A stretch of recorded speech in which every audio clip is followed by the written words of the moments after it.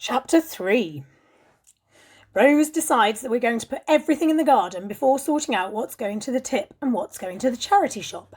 And "hurry up, Arthur" soon becomes her favourite phrase. But it's hard to hurry up when there's so much cool stuff to look at. I discover a magic set, a whole pillowcase stuffed full of Playmobil pirates, and I even find a wizard's hat perched on top of an oar. I wonder if this could be what I saw at the window. But the oar is right at the back of the attic. There's no way I could have seen it from the garden. I put the hat on and creep up on Rose, planning to scare her. But when she turns around, she just narrows her eyes at me and says, "Didn't you once have an imaginary friend who was a wizard?" She's right, I did. His name was Wininja, and he was stealthy and a bit magical. He was a wizard ninja, Rose. Big difference. She smiles. Is he standing next to you right now, Arthur? Whispering in your ear? The moment she says this, I have this sensation that someone could be standing next to me, and I have to fight the urge to look. Rose goes back to her books, and I glance around the attic, my eyes lingering on the darkest corners.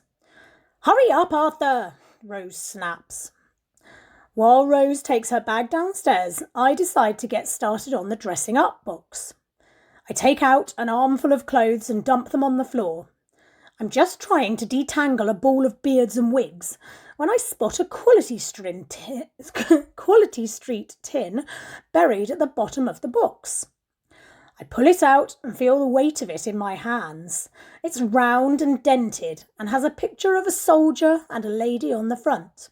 And when I shake it, I can hear something rattling around inside. I sit down and prise at the lid until it opens with a shower of rusty flakes. And all that's inside is a foil chocolate wrapper and a large folded piece of paper. The piece of paper has the word secret, spelt S-E-C-R-I-T, written on the front in my own handwriting. I stare at the thick, yellowing piece of paper, holding my breath as I wonder what I once thought was so secret. Carefully I unfold it and spread it out across the attic floor. It's a hand-drawn map, covered in tiny pictures and carefully written labels, something Rose and I must have made years ago. The map is of a wobbly land, almost cut in half by a river. One side of this land is as colourful as a cartoon, with emerald green trees and bright blue lakes. The other half has hardly any colour at all. It's filled with blackened mountains, jagged grey cliffs and forests of stick-like trees. Written along the top of the map, again in my spiky handwriting, is one word: roar. Roar. The word sounds so familiar when I say it out loud.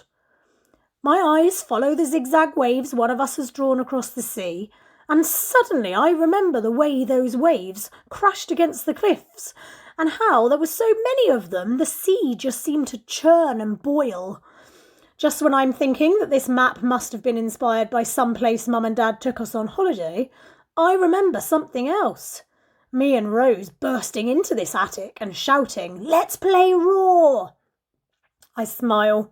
Roar isn't a real place. It's a game that Rose and I used to play, one that was so good we drew a map of it. As I gaze at the map, the game comes creeping back to me.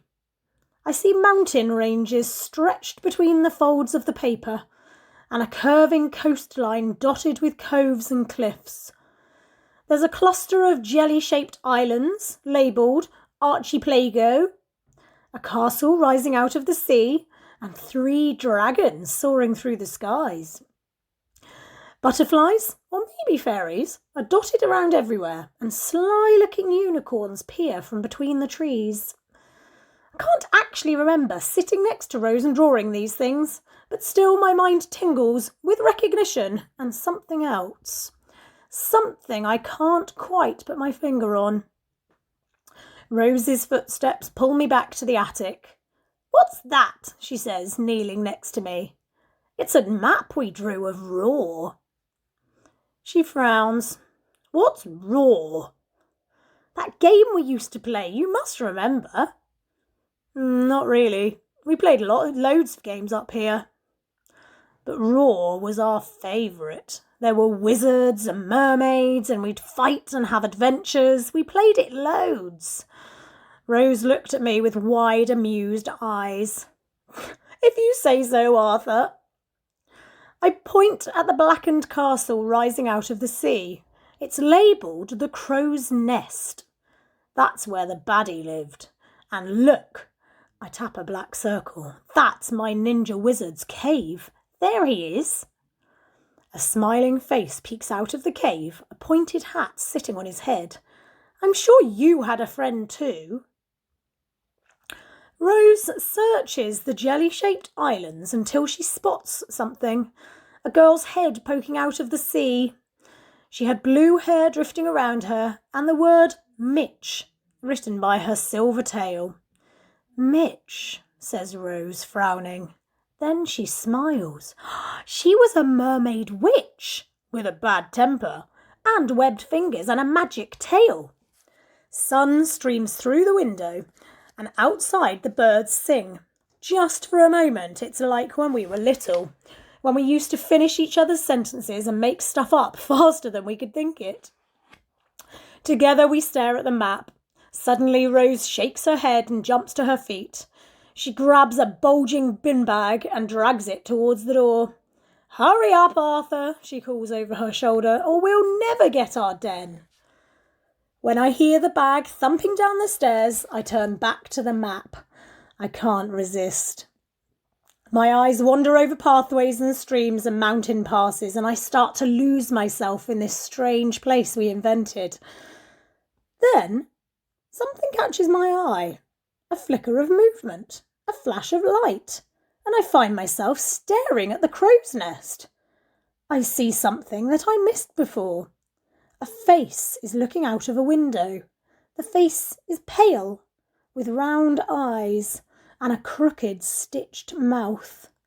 It's a scarecrow, a boy, and I can just make out 2 wings sprouting from his back. Crowkey, I say, the name coming easily to my lips. I stare at his black button eyes, and his smile seems to stretch. I'd almost forgotten about you, I whisper.